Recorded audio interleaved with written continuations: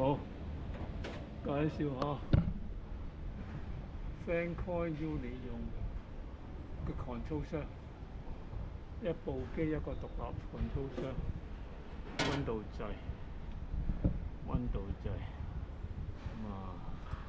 一個開關，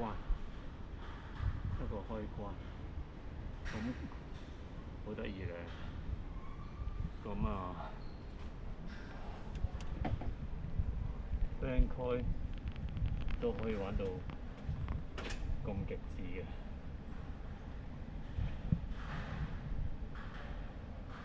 有咩咧？Fancoin 入邊 control 箱有咩咧？哇！呢鋪玩得好極致。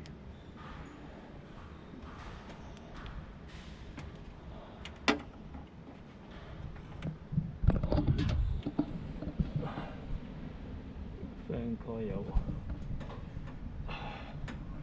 個紅色點嗰個，overload 嚟嘅。呢個 overload 我都第一次見。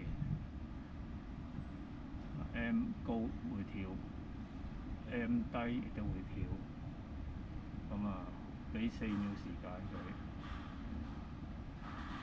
set 咗個 M， 譬如1M。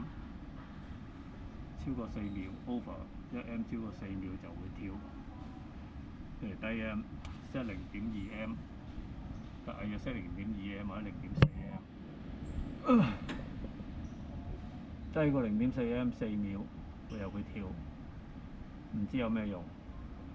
低 M 嗰個唔知有咩用。咁好多線啦，呢個 Fancoin玩到好似封閉咁。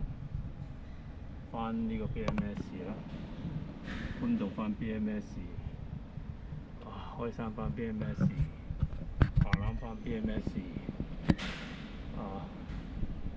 真係玩到極致啊！呢個 Fancoin 唔錯，第一次見，非常之厲害。介紹俾大家見識下啦〜